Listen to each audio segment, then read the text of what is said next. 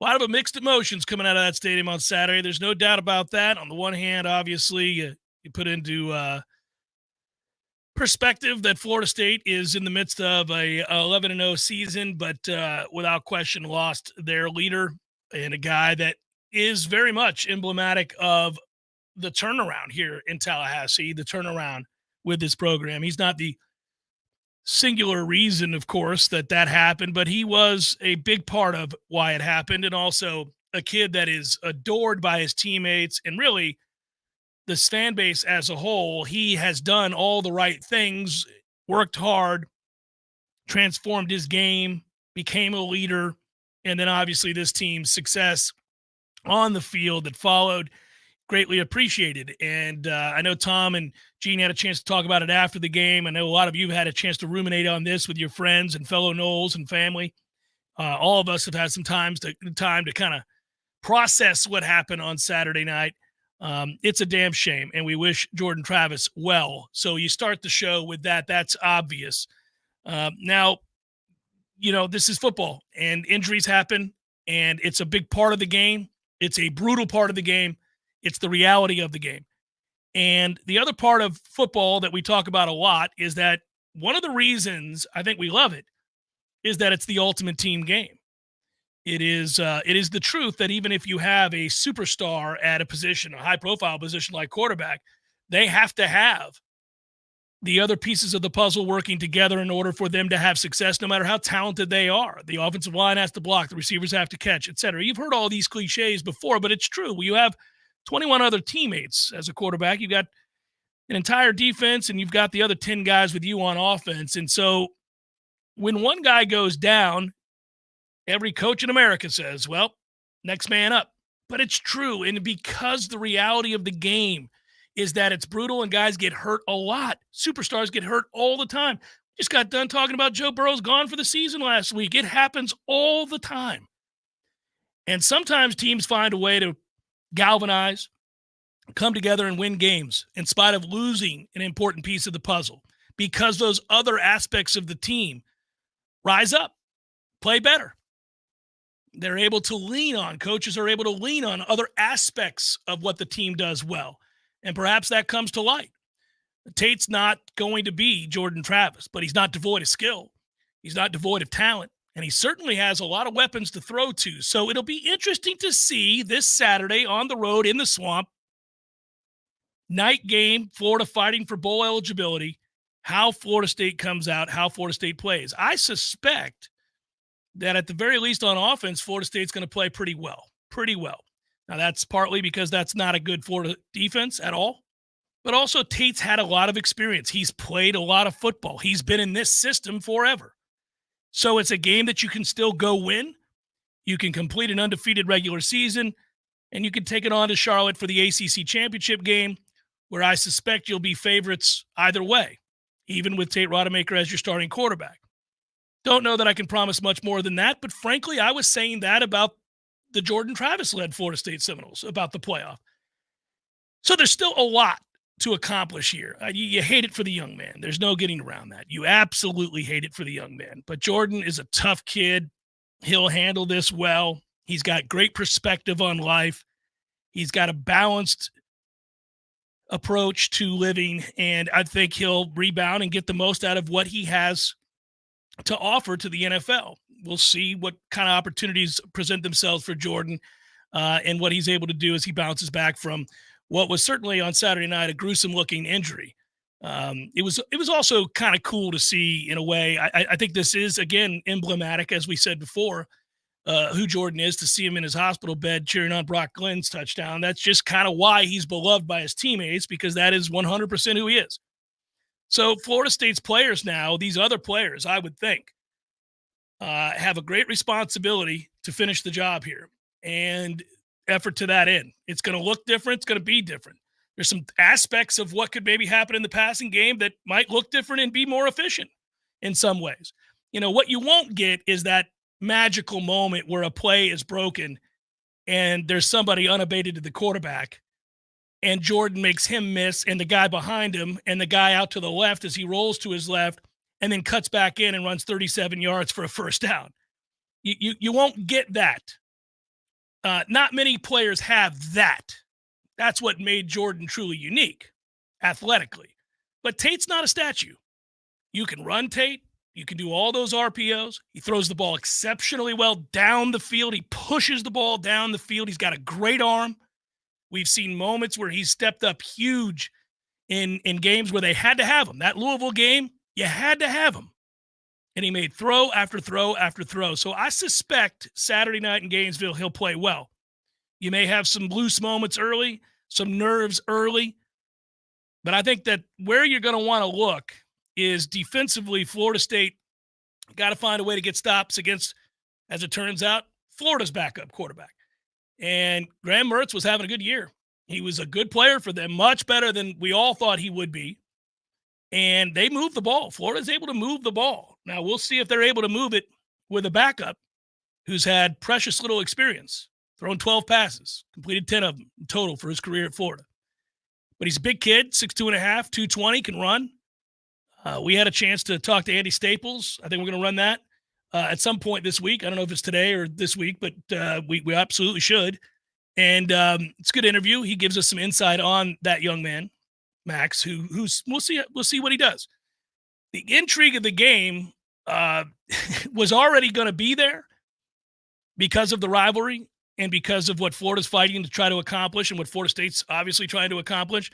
But now it takes on a different there's a different hue that hangs over this going into this game. And it's not what we had hoped for, but Florida State is still undefeated, still won the game convincingly. Now, there are other aspects of this game that we do have to talk about, and you never want to be crass and overlook the most important element, which was that Jordan Travis got hurt and will miss the rest of the season, and that is sad. But the frustration we all felt in that first quarter because this offensive line is trending in the wrong direction, and perhaps Jordan felt he had to run because we couldn't run traditionally against North Alabama. This is problematic. This leads me to believe that that'll be the best Florida's defensive line looks all year against our defense, our offensive line. And that's a group that hasn't been healthy, in fairness to them, but they're not getting better. They're getting worse. And so how does Mike call it with Tate, knowing that the elusiveness that Jordan Travis has is not there in the same quantities with Tate Rodemaker? Do they roll him out early? Do they get him running early to keep Florida honest? A lot of questions to answer. It'll be an interesting week. And it all happens on a holiday week, which makes it difficult because people are coming and going and all of that. But there are a lot of things to talk about with this game and the result of this game and where this Florida State team sits. It's just still surreal to me because, you go through these different markers in the game, in the aftermath of the game, and you forget at times. Like today, we're getting going, and I'm well aware that Jordan Travis is unavailable for the rest of this season, and his career with Florida State is over. Just watched Mike Norvell's press conference, which was, again, emotionally charged this morning at 11:30. So I remember, I'm well aware of it, but then we sit here in the studio, and this is the first time we've done a show where these are the talking points, and you're just, is this real? Did that really happen? And yes, it did. And it's terrible, and it sucks, because what we have talked about for the better part of 2.5 months is that when they turn him loose, when Jordan is allowed to run without fear of the next game or the season at large, wait till you see what this offense does. It'll look like a lot like the fourth quarter of the Duke game. And when you could do that in Charlotte for Louisville, or if you need to this weekend against Florida, I mean, it's just wild to me that his final game against the Florida Gators was his Superman game of his career. Yeah. Last year's game against Florida was Jordan's Superman game. Everything was failing around him, and he found a way. And he led the team to success that night. And now he's going to have to be on crutches on the sidelines, rooting on his team. I'm assuming that he'll be fit for travel, but we'll see. But that's his role now.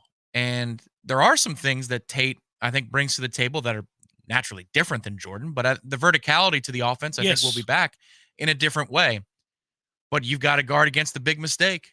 That's the whole thing, the quote-unquote, the big miss. You got to guard against that with Tate, because the worst thing that can happen to you is he holds onto the ball for too long, and there's a turnover with a short field. The Swamp's going nuts at 7:45 on a Saturday night, and they forgot for a moment in that building that they're 5-6, and they're charged because they want to beat us, because this is their season for them now, is beating us and making a bowl, beating a top 5 Florida State team and making a bowl.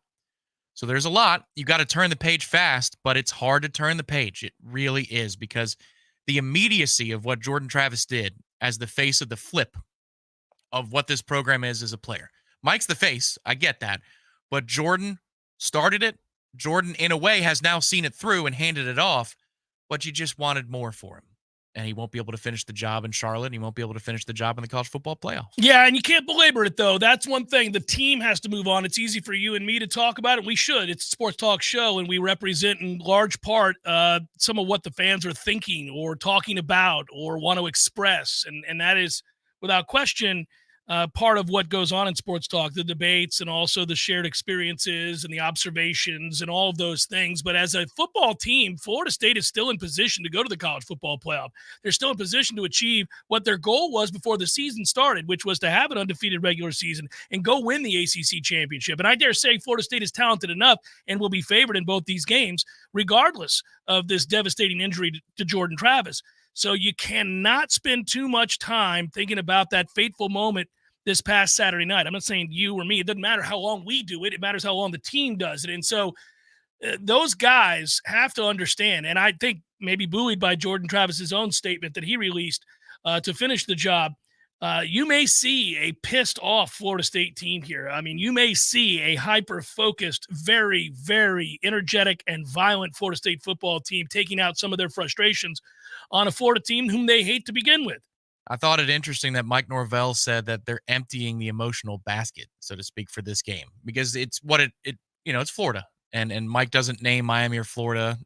He doesn't speak their names out loud as programs, but with an ACC championship still to come in Charlotte, that he would message out loud on Monday before the press that this is it, man. Everything they've got is this week. I would expect to see an emotionally charged group. I just hope they can keep it under control. Sometimes you go a little overboard with that emotion, and it'll be interesting to see. I do think there is something to the focus level, too, that if you're an offensive lineman here for this program or a receiver, running back, whatever, if I make a mistake here, Jordan's got me. He'll cover up the mistake. You can't think like that. If you ever allowed the laurels to be rested upon because Jordan's going to clean up the mistake, that is not the case now. You've got to be extra sharp and elevate Tate. You got to work harder to elevate Tate. Jordan could have covered your mistake up. This guy might be able to, but not with the regularity that 13 could. Well, and I would have a hard time if we see anybody on this offensive line not hyper-focused and diligent in their assignment, because that is a group that has faded as the year has gone on. They have not been good. They have not gotten better. There's just no way around that. And part of the reason you were down 13-0 is that you couldn't just line up and run the ball traditionally. Now, I know there was a fake punt in there and all that, but I'm talking about the offense. Florida State's offense was doing nothing against North Alabama. That's humiliating. And so a big part of that was that offensive line. And if they're not focused, well, good God, man. I mean, just show that tape again. Now, I'm not saying they're the reason Jordan Travis got hurt. That's a fluke accident. It's a freak injury. It happens. It's football. But perhaps the reason he needed to run was because you were down 13-0 and could not run traditionally. I mean, he had 3rd and short and couldn't get it, get stuffed 3 yards behind. Ridiculous. And I'm still pissed about it. I'm tired of watching each week with this group getting worse. They haven't been able to run all year long consistently well. There's always 2nd and 9. It's always 3rd and 6. It's ridiculous. And this is something that's going to have to get better as we go into next year, because when you graduate, Mike Norvell has already done, and I have a checklist for new coaches when they take over situations, whether it's ours or anybody else's. So, for example, right now on this checklist, Billy Napier has not passed step 1, which Mike has. Can you take something that's bad and make it good? How quickly can you do that, right? We all sit around and watch. How quickly can you come into a bad situation and make it a good situation? Well, Mike Norvell passed with flying colors. It went from bad to good in a hurry. But from good to elite, as in we're playing for national championships, you have to take yet another big step forward, and you have to, and I'm talking about competing to win them. I'm not talking about getting there. I'm talking about competing to win them realistically, being able to line up with a Georgia because you have the personnel to do it. That is going to require a lot more right now from Florida State, because that line is not close to doing that. It's not. And that's the next big step. For now, though, complete this year with the goals at hand. Continue the good. Worry about fixing it to get to the elite. Napier hasn't even shown that he can be good yet. they're in the midst of a real problem. I mean, they've got an identity crisis. They're not very good. They've got real issues and question marks about the organization with all the stupid penalties and things that they do on special teams that have cost them dearly, a defense that is a sieve. That's not my concern. 4th and 17. It'll hurt your feelings. That is their concern in Gainesville today. Yeah. 4th and 17. It's probably not surprising to them, given what that defense has been this year. I mean, you can give up 16 and win the ball game. You could. You give up 16 and 2 feet. Yeah. And you're 6-5 and you're bowl eligible on a Monday morning. Yeah, that's toughy. It's toughy. They didn't give up 16. But if you give up 20. If you give up 17 or more, they get a first down and they keep the ball. And then they go down and kick a game-winning field goal, and you lose again, just as you did before and before and before. And they're kicking themselves because of all the red zone inefficiencies on Missouri's sideline. Yeah. Drinkwitz is saying, how many threes am I going to put up tonight? But we need one more, guys. Can we get one more? And they could, and they did. And that's why Florida's now 5-6 and staring 5-7 in the face. Well, let's hope. And that's what you can help them achieve. That 5-7 campaign. Oh, it's Thanksgiving. In the spirit of camaraderie. Spirit of giving, let's give them that final loss. Reach to them. Let's give them that 7th L that they're hurtling towards as we speak. Take my hand. Walk with me. I'll show you the way to a 7th loss. Walk with me into the valley of 7 losses. Yeah. Let's hope. And it will require this offensive line to be better than it's been. Because somehow I just picture us on Saturday night going, can't block Florida either. Which means Mike has to get really creative. And he can. But it's not ideal when you're having to do it with your backup quarterback. Who also, like the starter, has a propensity to hold the ball a little long. And he's waiting for something to come open. You got to protect him from himself in that situation on Saturday. That can't happen. Well, their linebackers are ass, so I would attack the middle of the field, first of all, and I'd get the ball out quick. You've got opportunities that abound here. I have watched this Florida team stink on defense all year. They've gotten progressively worse on defense. You've got opportunities here. Mike can have a good day watching the film last night, today, tomorrow, and dial up any number of things to get the ball out of Tate's hands pretty quickly. I haven't taken a look. There's not much to take a look at, but the backup situation for Florida, I get that there's an athlete back there who can run. But you know what? The first 7 or 8 games of the season for Florida State, we saw every single kind of mobile quarterback that you could throw at us, every single variety of a mobile quarterback. So we should be more than well prepared when we take the field on defense. And I would hope that Kalen DeLoach is available in this game because he would be quite important to make sure that, when you're dealing with a mobile quarterback, he's the type of guy that you want on the field at linebacker because you got to have at least 2 of them out there, and he better be one of them. It's Jeff Cameron Show 93.3, Real Talk Radio and Warchant TV. I'm Greg Tisch, and I'm here to tell you about TCC's first semester. In the fall of 1966, about 300 students were expected to enroll at the brand new Tallahassee Junior College. A total of 698 enrolled, exceeding everyone's expectations. The campus was not finished, though, so classes took place in Rickards High School and then Godby High School. Today, TCC has 7 campuses and enrolls around 15,000 students annually. TCC thanks our community for 58 years of support. We look forward to moving into the future together.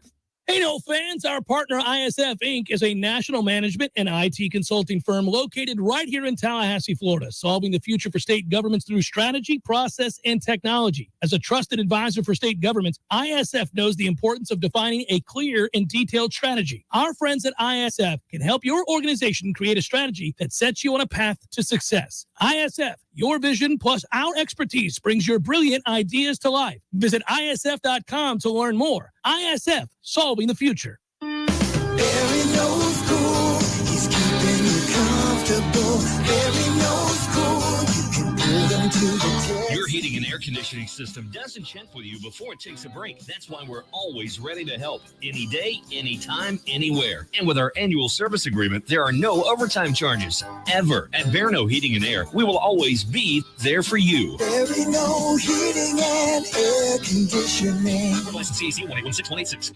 Power Mill Training Academy equips motivated athletes focused on baseball and softball with the specific tools to reach their true potential. Now, you'll read that if you go to their website, but I'm here to tell you that, look, whether it's your daughter wanting to play softball, Your son wants to play baseball, or maybe they just want to have fun and get the most out of their abilities, and that's where Power Mill comes into play. They've got coaches and camps that teach for every level of play for your son or your daughter.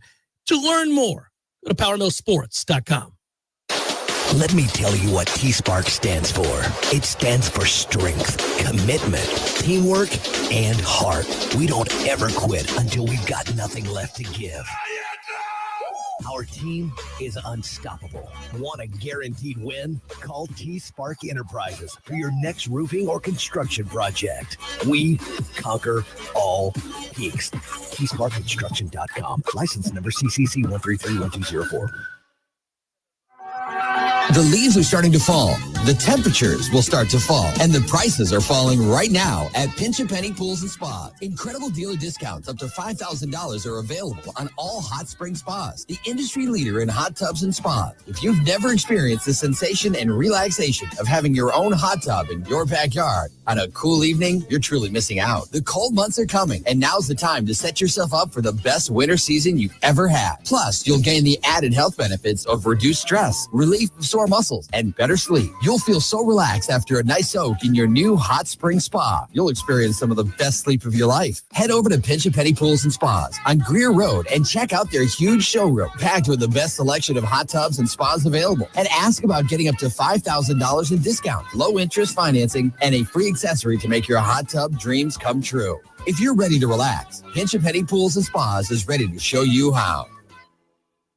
We all want more energy, more strength, more results. Well, welcome to Orange Theory Fitness as you take a step towards feeling more alive today. Backed by science, Orange Theory's heart rate monitored workout is scientifically designed to keep heart rates in a target zone, spiking metabolism and increasing energy. Orange Theory Fitness is a one-of-a-kind group personal training workout resulting in more energy, visible toning, and extra calorie burn for up to 36 hours. Experience a more vibrant life today with Orange Theory Fitness. To find out more, go to orangetheoryfitness.com.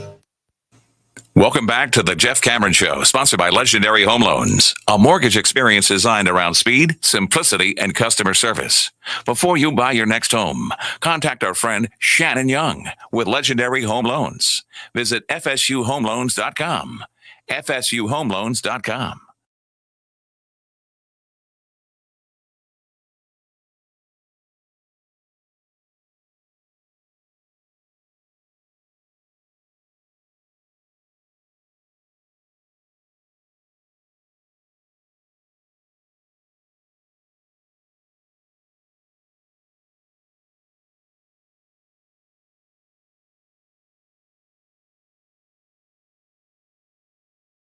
Your way or a music act. Today's show, yes, obviously we're here. Tomorrow, Seminole headlines, which we're going to record tonight. If you have questions, you saw Ira's prompt, maybe you didn't, please throw them in there. We're going to do it immediately following this show.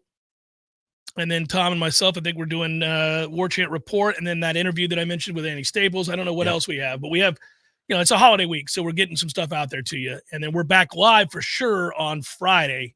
A live show. You're coming back to town. I'm coming back to town. So all that good stuff. Ira sat down with Kalen DeLoach and Tate and Bethune and their fathers, I believe, as well. Yesterday, he went over to the athletic facility to do an interview about their bond because they come from very different places. And they represent two different parts of how this program was constructed, one organically, one through the portal. That's a fascinating video piece that'll be up on the site later and the channel later this week. And then also an interview with Tate Rodemaker's father. So there's a lot of things coming this week on the channel and on our shows. It's just that the schedule, as you might imagine, a little bit strange. Yeah, it gets a little weird, but we'll have stuff out there for you and look forward to it. I hope you guys end up having a great, obviously, Thanksgiving week. It's my favorite time of the year. It's one of reflection. It's especially true. It's always true, but it's especially true if we're just talking about this football program, this football team, and everything that's happened now. This unfortunately forces you to really kind of think about things a little bit about where we've come from in the last few years to where we're going. The loss of Jordan Travis, you didn't need that to put these things in perspective, but it forces you to take a little bit longer to process. And that's what you could just talk to people on Sunday morning or even people walking out of that stadium. And it's just this sort of this pall that was kind of hanging over the program after a lopsided win, but Nobody really cared about all of that. Although I did care greatly that we blocked that field goal and took it to the house because that dumbass called timeout and tried to kick the hell up out of here with that nonsense. On that play, when the block happens and you're taking it to the house, I was looking for our blockers to look for people to behead. Like, just take people out. What are we doing? Anyhow, that's an aside. I was very happy that happened. An interesting character. Yeah. Yeah. Speaks a lot of volumes. That's a way to say that. Yeah. This is the Florida game has always mattered to me. It's the one I know when it's going to be. You don't ever have to look on the schedule. Miami changes every year, but this is the one that always has had extra for me. But now with what happened on Saturday, it almost feels like, and I don't mean it in this way, but it almost feels like an exhibition. It feels like something that's to itself and part of a different season, because you have Tate starting at quarterback, because there is going to be this extra emotional level to it. Like if everything went the way that it should have gone on Saturday, and we're talking about Jordan's final game against Florida this week, I'm thinking about Florida, and I care about that game, and I don't want them to be bowl eligible, but I've got an eye towards Charlotte, and I'm thinking about the greater significance of getting a win on Saturday, what it means for your playoff hopes, what it means for where you could fit in the rankings 1 through 4. That's all gone right now. Like, well, I'll focus on Charlotte when we get to Charlotte. I almost feel like I'm heeding what a coach would say, but because of the circumstance, it's all about this thing. This is the singular moment on Saturday. The hell with the repercussions of winning the game and what comes next with the playoff committee. It's an interesting thing, too, because there are dynamics at play here that cannot be ignored. Some of them have to – now, they can be ignored by the players. One of these can be. So Mike talked about this, and, he can't concern himself with, like, what is the committee going to do now that Florida State doesn't have Jordan Travis? We know in the NCAA tournament, when they're in basketball, the committee will look at things like a player going down or coming back. So if you lose an All-American forward second game of the season and go on to have a mediocre year because your leading scorer and rebounder was out, but he comes back in time for the postseason tournament, and they go on a run, and that kid looks like he hasn't missed a beat and drops 27 and 12, they'll take into account and maybe seed them higher than what their record indicated in that regular season, because they realize that's a significant impact on wins and losses entering the tournament. Same's true if they lose a guy late. And that, you wonder about that with the NCAA committee here. The playoff committee here, figuring on how you rank Florida State. But I said before this game this weekend, and we talked about it last week, that if Washington won their game on the road against Oregon State, because they were playing a ranked team, a good ranked team at that, and Florida State was playing North Alabama, that Washington was going to jump Florida State either way. If Florida State's at 5 tomorrow when the committee makes the announcement, it's not because of Jordan Travis's injury. It's because Washington won, and Florida State faced North Alabama, and Washington's resume is currently better. Now, the same thing I said last week, I would say I believe to hold true now. If Florida State wins against Florida and wins against Louisville, they're going to be in the college football playoff. This is not power ratings. These are not power ratings. This is not who you think might win if then. This is your resume this year. Did you take care of business? The answer would be a resounding yes for Florida State if they go undefeated. Big if at this point. We'll see. With Tate Rodemaker having to fill in for Jordan Travis. But it certainly wouldn't surprise. If you're in a dogfight for that 4th spot with a team that has a loss, you're in.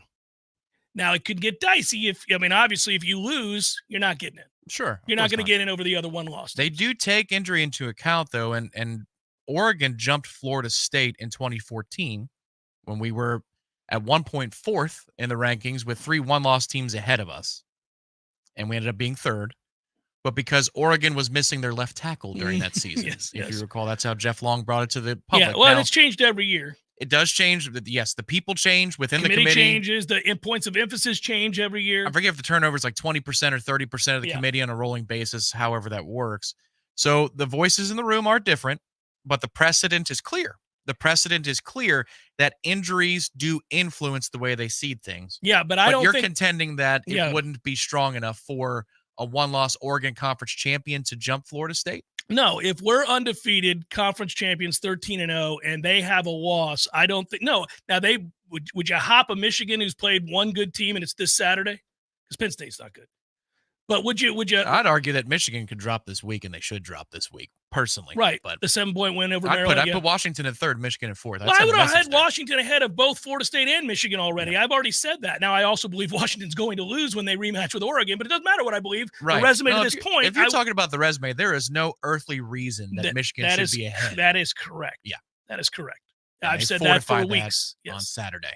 Yeah. Well, and here's the thing with them. I think that they'll probably beat Ohio State somewhat convincingly. But until that time, how about for tomorrow night? Let's reward Michigan for being sorry in terms of their scheduling. Reward them for it. And that's not a Maryland team that's going to knock down the door of like an at-large New Year's Six bowl. Well, they got 5 wins? Yeah, that's not a great team, no. But I would still argue that Florida State, back to us for a moment, will be, when they have to be, if they're undefeated, where they need to be. I think they will be. I think they'll be in. Now, again, you lose a game, you're out. It's just, I guess my point, I don't know if you share this or not, but this whole season, as it's developed, especially post-bye, when you go 4-0, you're like, holy cow, okay. Now it's time to get with the getting. And one eye is squarely, the good eye maybe, because I got one good eye and one bad eye. But the good eye is squarely on Florida State. Then that other one is wandering over to the scoreboards, and you're watching and you're looking for relative strength of schedule, seeding, all that stuff, while we're kicking ass, while, in the second half or the third or fourth quarter of another game, we're ahead. What's everybody else doing? Yeah. It's going to be hard, even with a couple of opportunities to do so this Saturday. It's going to be hard to focus on anything but this game. Well, and I think that's all you should focus on at this point. I mean, look, would we concede that it's a very tall, Everest-like mountain to climb to win a national championship having lost Jordan Travis? I mean, let's just be honest with ourselves here. You were going to need something special, and that thing that's special about this team is Jordan Travis, because there are other aspects that are good but not special. Jordan could be special. When he's right and healthy, he's special. Not so special anymore. I mean, that you were gonna need that, and come on now, take care of business. Take care of business. Win this game. Tate can elevate himself and his name to the status of one Cardale Jones when it's all said and done. He's the Cardale Jones of this decade. 100 pounds lighter, sure. I would tell you, 100 pounds more heart. Cardale did win. I mean, you can't question his heart. Wait till you see what's coming. Oh, okay. Well, listen, I like Tate. And I love him a lot as a passer. I think he's a very good thrower of the football. We've talked about this quite a bit. Guys were a little shocked by the old velocity this weekend. It's on you. Yeah. It's on you. Tate's got the better arm. He almost killed Jaheim. Catch the ball, man. Catch the ball. And they were high school teammates. Get your head around. Yeah. Jaheim should Get know. your head around. Guy can throw it. Maybe Jaheim's been, or they work together, obviously, in camp and practice, but maybe he's saying, oh, Tate's got a live fastball. If you're decisive, I mean, if he's decisive and confidence, we do this all the time, and you talk to coaches at the highest levels, they bring up confidence. You don't get recruited to a place like this if you can't play.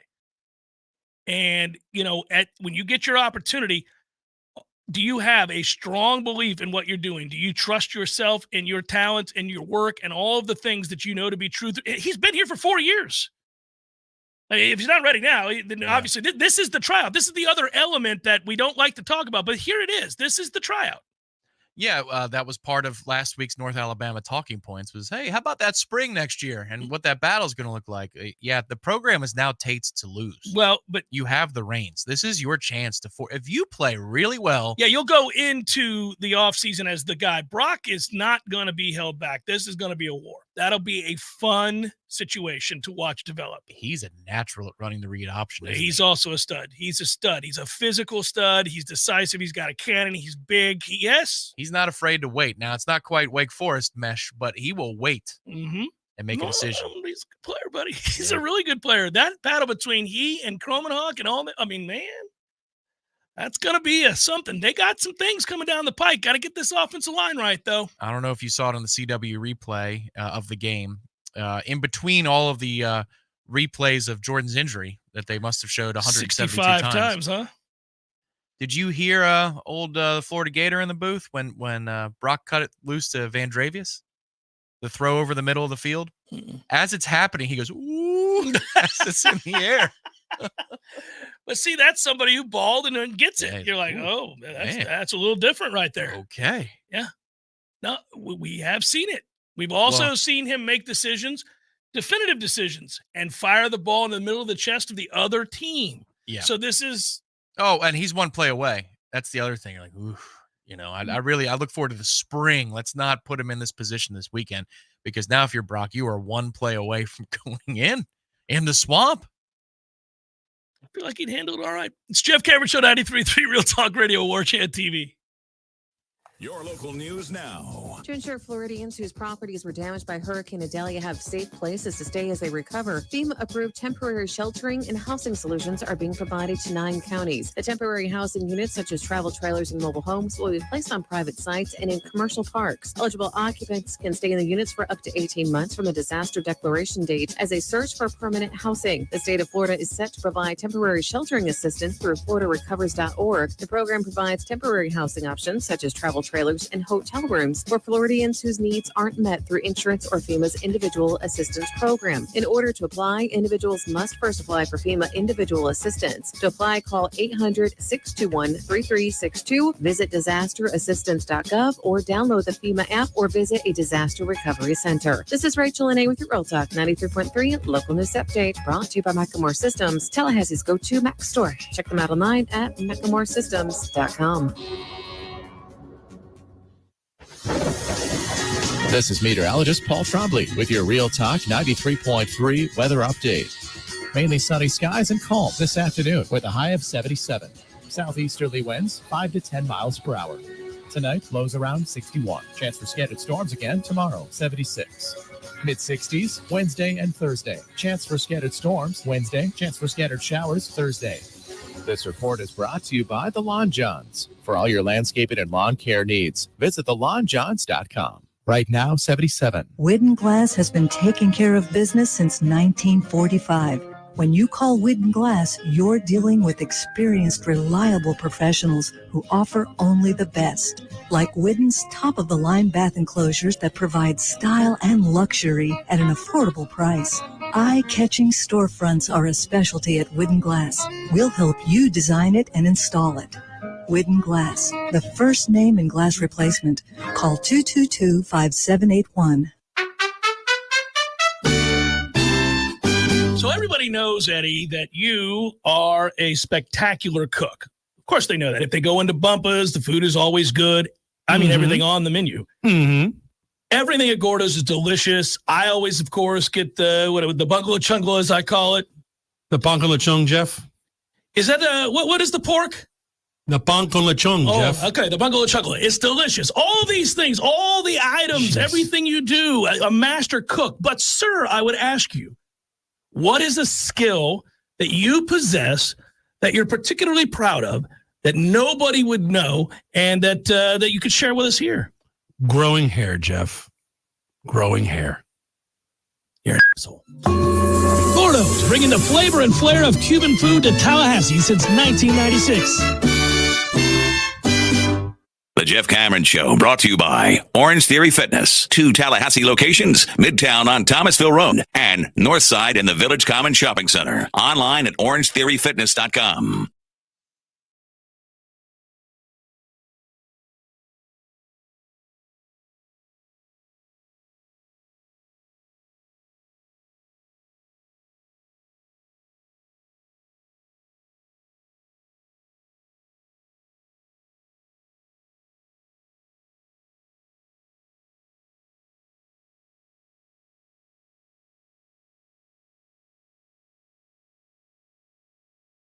Past, but it's not.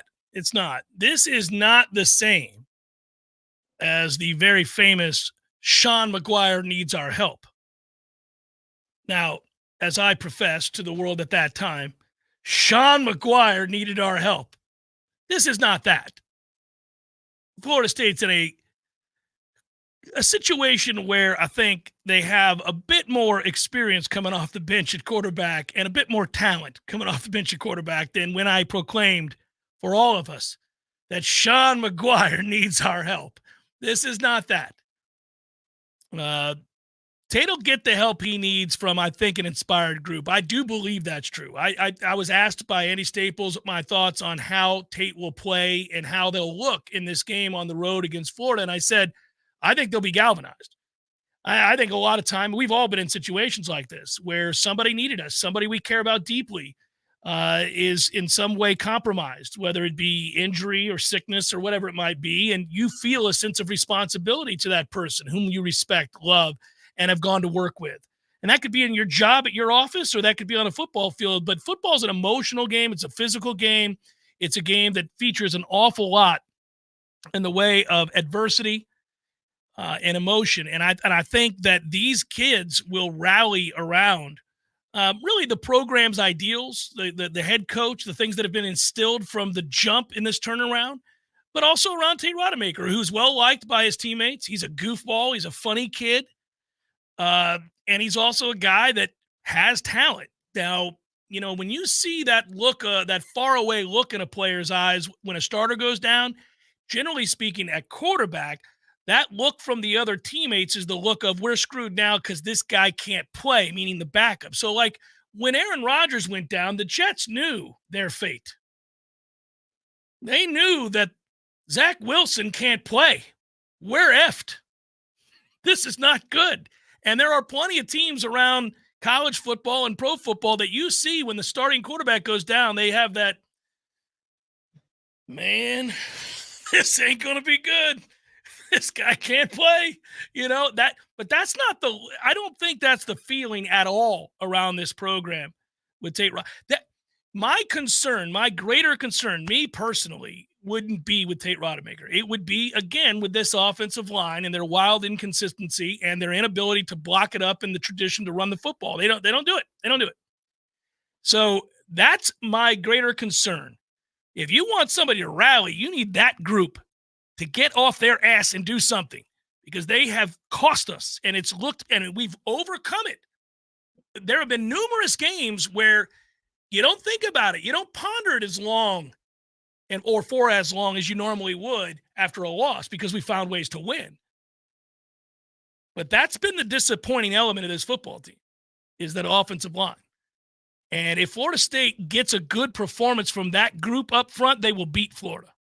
If the starting 5 offensive linemen play well, Florida State will beat Florida Saturday night, and they may do so convincingly. It'll be sound if they play well. If they play well. That is actually the bigger question. People don't want to say that, but it's true. You lose Jordan Travis, sucks. I hate it.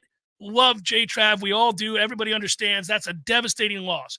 But in truth, that offensive line is the bigger question mark, because you have weapons in place to attack this defense, which hasn't been good.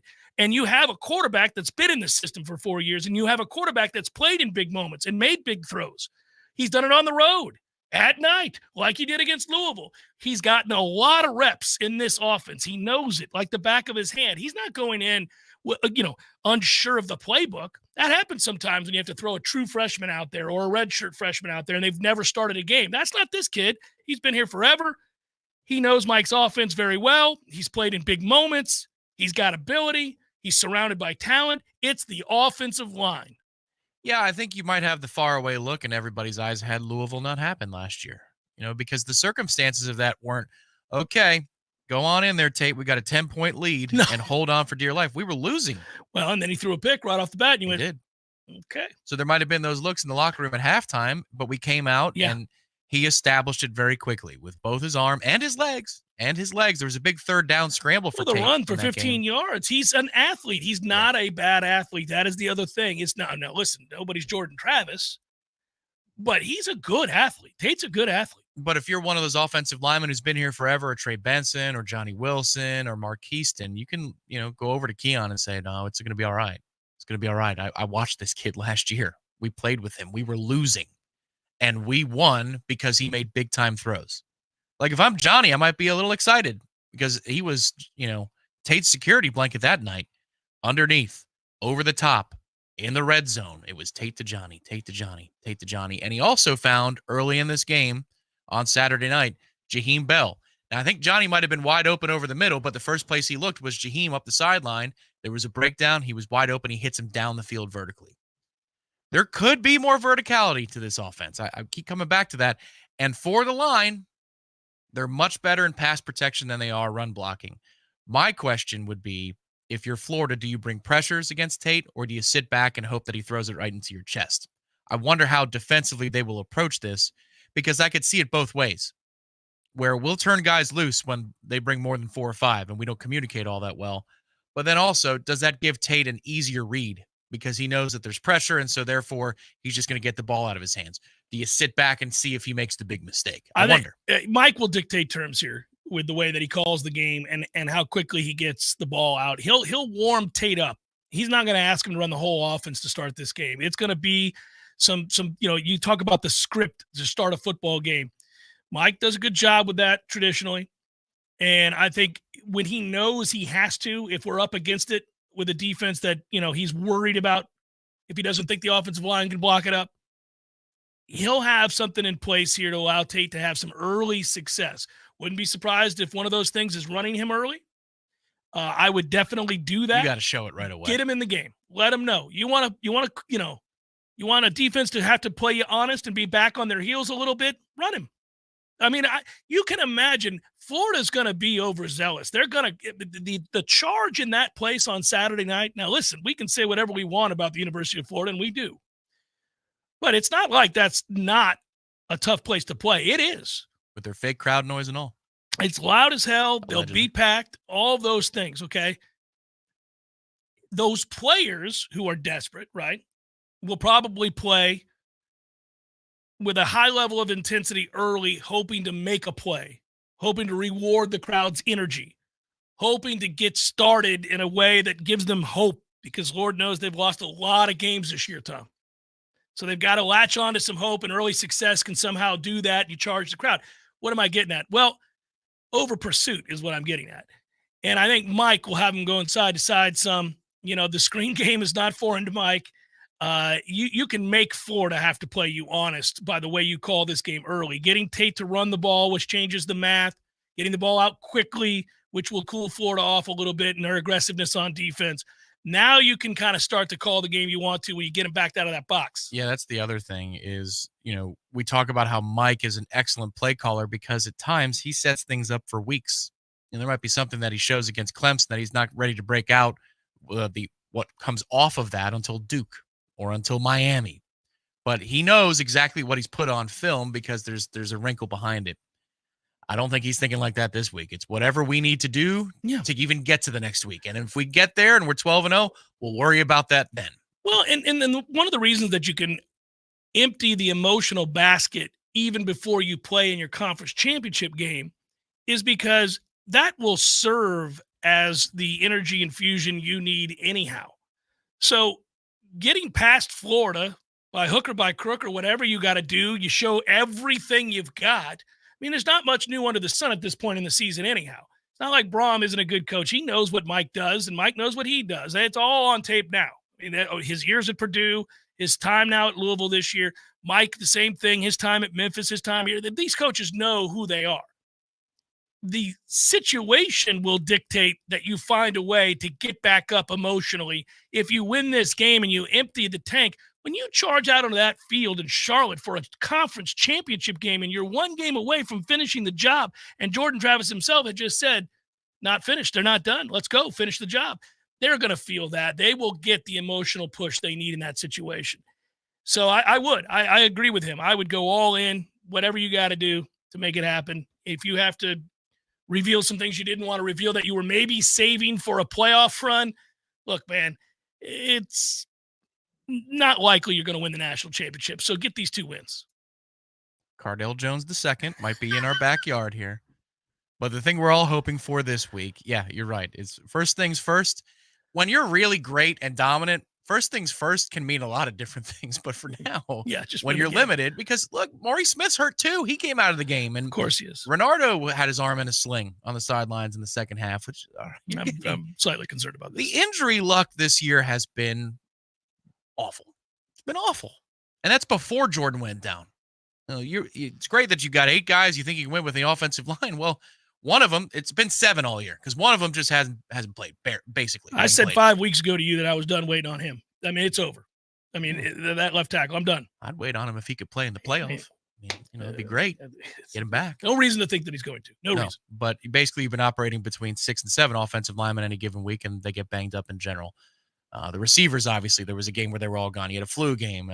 Deloach has been battling, and clearly he wasn't able to go. And that's to say nothing of Jordan. So the injury luck has been rotten. It's been rotten. But what we're all hoping is you put all of the things out there you need to put out there, that we get the photo up where Jordan is holding the gator head on the sidelines next, this Saturday in the swamp. He's the one that gets to break that out. Come on, man. That would be a moment, because Jordan told you in July, he's told a lot of people, it all started for him to get into the headspace of how to flip this thing 2 years ago in Gainesville. Yeah. Yeah, it did. And they didn't handle themselves well the last time they were down there. No, they got baited in the pregame. Got baited in the pregame. They were overly emotional, and this is an emotionally charged situation. But I think it's a more mature team, a more experienced team, and one that has not a lack of certainty. They didn't get it. Yes, Miami tried, and they did not bite on what Miami was trying to do. Oh, the one kid from Miami tried every play. Yeah. He's ripping a chain off. He's kicking people in the head. He's put, all kinds of stuff, and we didn't fall for it. Yeah, I mean, so there's all of that stuff. The officials didn't see it. Oh, I guess not. Hour number 2, forthcoming. Stay with Jeff Cameron Show, 93.3 Real Talk Radio, Warchant TV.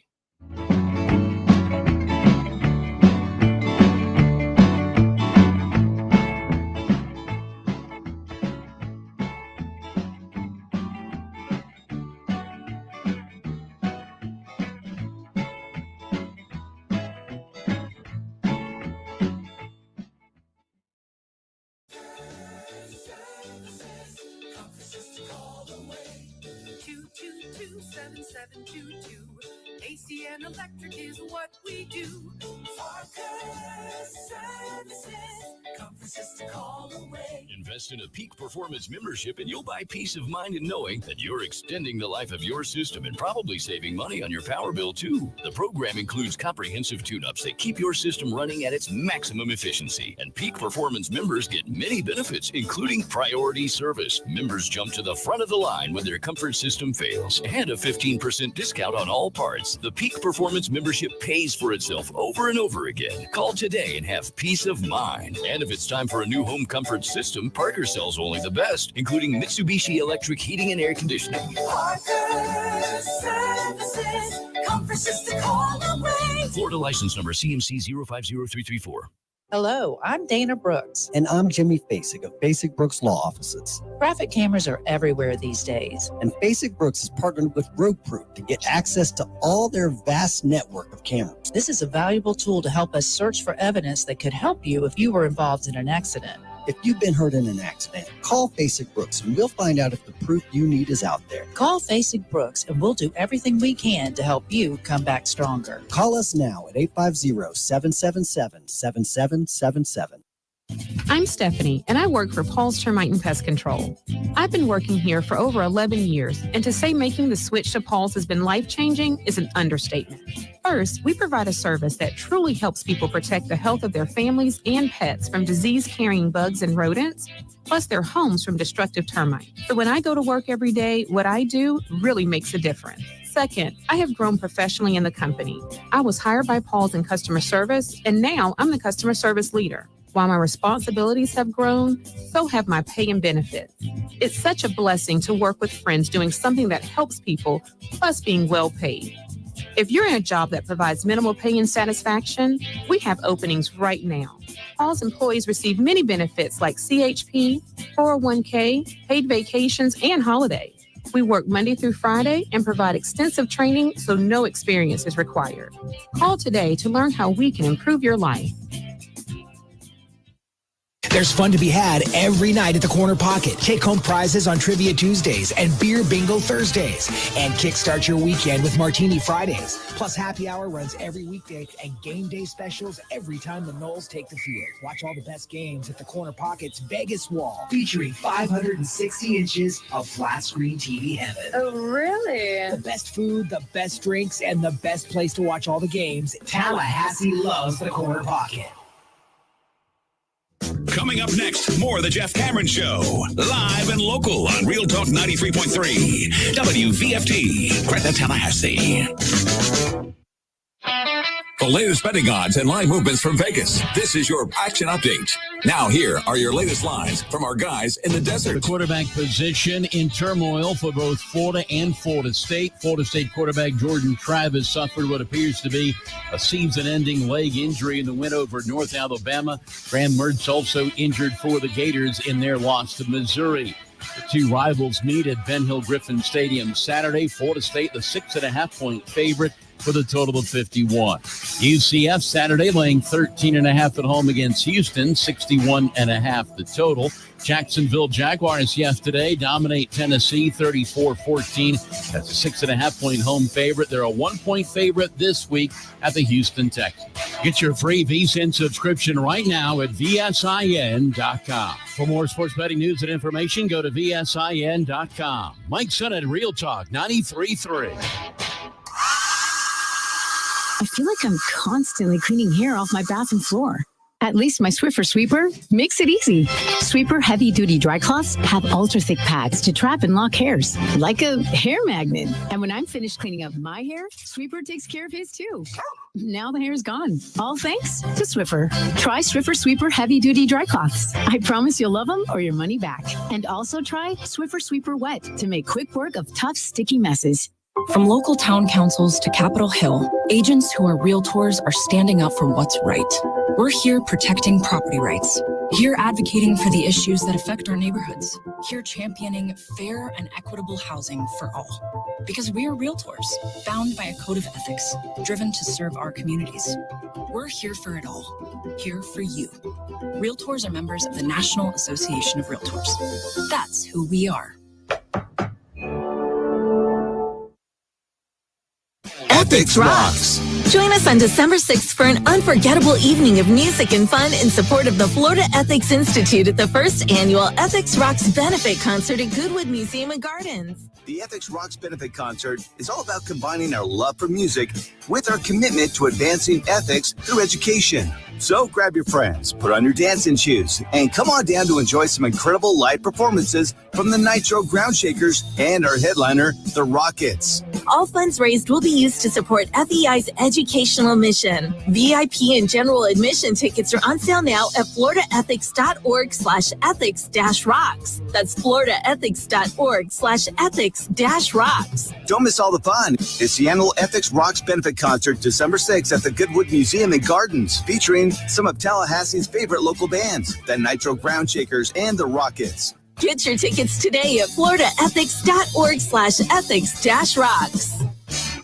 Hey, no fans, our partner ISF Inc. is a national management and IT consulting firm located right here in Tallahassee, Florida, solving the future for state governments through strategy, process, and technology. As a trusted advisor for state governments, ISF knows the importance of defining a clear and detailed strategy. Our friends at ISF can help your organization create a strategy that sets you on a path to success. ISF, your vision plus our expertise brings your brilliant ideas to life. Visit ISF.com to learn more. ISF, solving the future.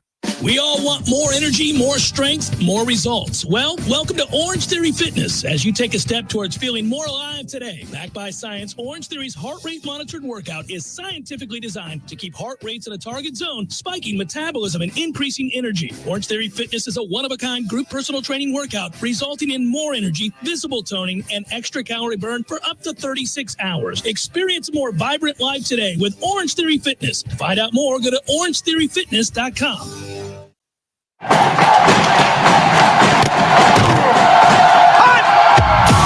Broadcasting live from Florida's capital city, this is the Jeff Cameron Show, brought to you by Orange Theory Fitness on Real Talk 93.3. Now, stop what you're doing and listen closely. It's time for the Jeff Cameron Show in 5, 4, 3, 2, 1.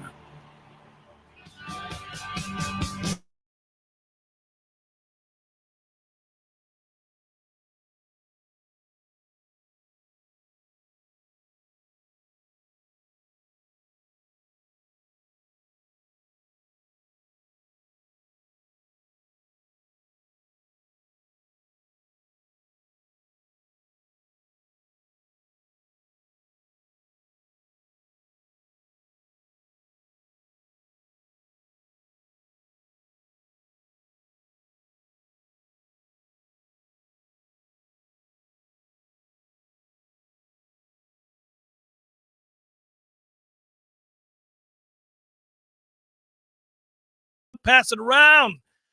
Let's get to some football. I'm excited about the game Saturday night.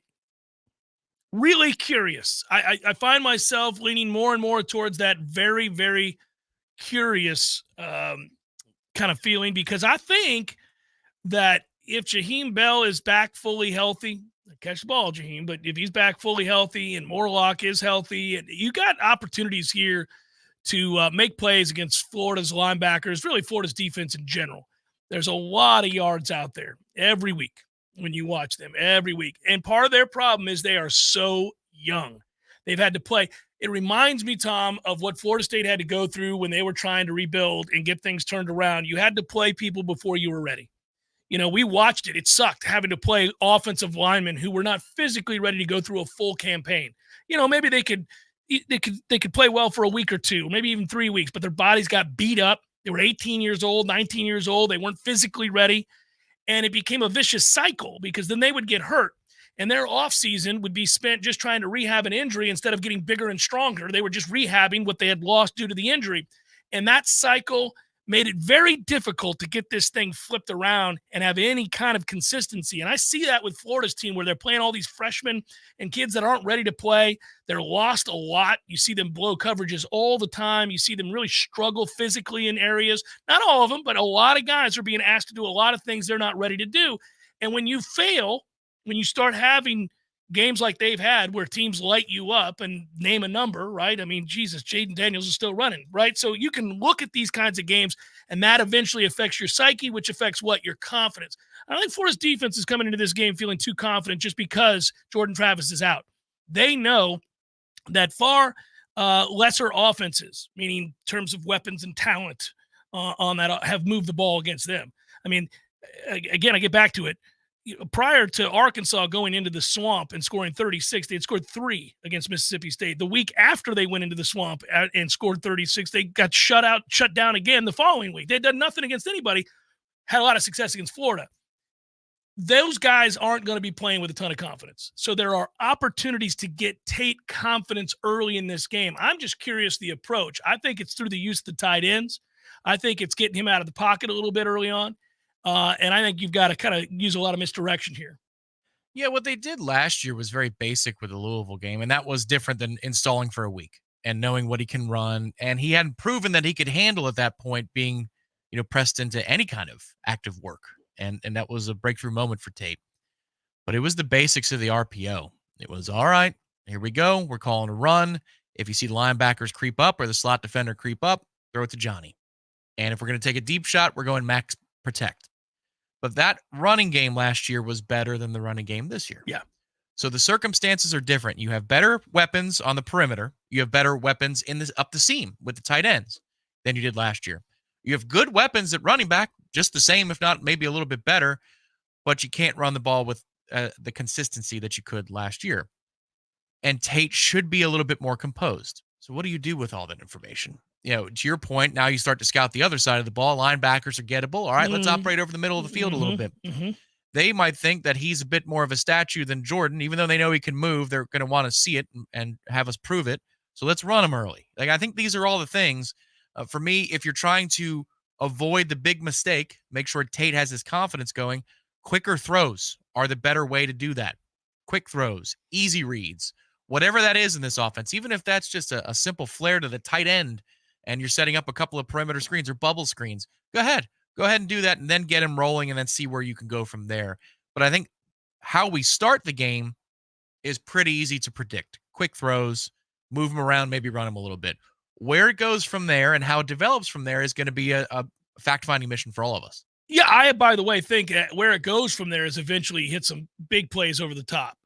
He loves to throw the ball down the field. He's really good at it. He's got a big arm. He challenges the defense to cover the whole field. I think as a pure passer, that's an area where he's a little bit better than Jordan. And so you have this opportunity now, if you can protect him, to let him sling it around the lot. That's a big if, though. I mean, again, I would like to think you could protect him, but I haven't seen anything from this offensive line that suggests that I can be sure that's going to happen. Yes, even though they are better at pass pro, this is, it's going to be interesting to see what Florida does with their pressures. This is one where if Mike has any tertiary responsibilities, he might hand them off to somebody for a week and say, look, I got to focus on Tate. I got some things to do here. Instant feedback on every play. I've got to have my finger on the pulse. It's not because of a lack of trust. It's just because there's so much variance with this situation. And with Tate, I think that's just the case where, yeah, he might see the field a little bit better in some circumstances, and we know he's got a cannon. He can throw to all fields, and he will. Yeah, he will, yeah. His best will put your jaw on the floor, but so will his worst. And so that's the thing that you're trying to govern against this weekend. I think the up and down nature of it is what makes you concerned. Because again, he is a guy that he will throw some inexplicable picks, but he will also make NFL throws into tight windows down the football field where you go, whoa, that's different. So get ready for that. It's an emotional roller coaster with him, I think, a lot of times. He had one to our left, to the offense's left this weekend. It might have gone for like a 6-yard gain, but it was, nothing's open. And it's probably, what do you think, a 40-yard throw for a gain of 6? But it's a seed. It's a seed. Yeah, it's in there. It is in there. You'd love to be able to fall back on your running game and your drop back pass game and, you play action and all that, but they don't establish it. They really have a hard time with it. And that's where it hurts you. It is, it's frustrating. It's very frustrating, but you got to win one ball game against a bad defense and a 5-6 team. So find a way, and then you'll worry about the game plan for Louisville when it's Louisville. Dare I say that if you go to the Swamp and win this game and finish the season 12-0 and Tate guides you to victory here and plays well on offense, that he's going to be brimming with confidence against Louisville in Charlotte. He'll feel very good about what he's capable of. I come back to this confidence over and over and over again. With him, I really do think that's what it's about. It's certainly not about ability. He's got ability. Sometimes you watch a guy play the game and you go, that's not it. We're going to have to find somebody better than him. He can't play. But I don't say that about Tate. The question marks surrounding Tate are not, can he play? Does he have the ability? Is he worthy of being here at this level for this program? We don't ask that about him. We look for the inconsistencies of throws and decisions, but we don't talk about the physical ability lacking. That's not it. No, it's okay. He can't do the same things Jordan does. And very few can. Right. The number one thing beyond running the quarterback is making 4 guys miss and then completing a pass for a gain of 4. And it's 2nd and 6 when it should have been 2nd and 20. That's the thing where I think. Yeah. Surviving, not giving up the big play that puts you behind the chains by a mile. Yeah. You're going to miss Jordan a ton there, obviously. It goes without saying. But the thing for Mike this weekend is, all right, this offense has to look different. He's got different strengths, but how do I keep him under control? Like, how do I keep him level? Because this is a different road setting than Louisville was in game 3 of last year. This is a rivalry game. That fan base might show up a little bit more now that they know that there's a backup quarterback coming into town. This is their season. So how do you handle all of that? And the pressure of the moment. It is one thing, like Justin Herbert, the beginning of his career in the pros was because he was tapped on the shoulder just before kickoff. Hey, you're our starter.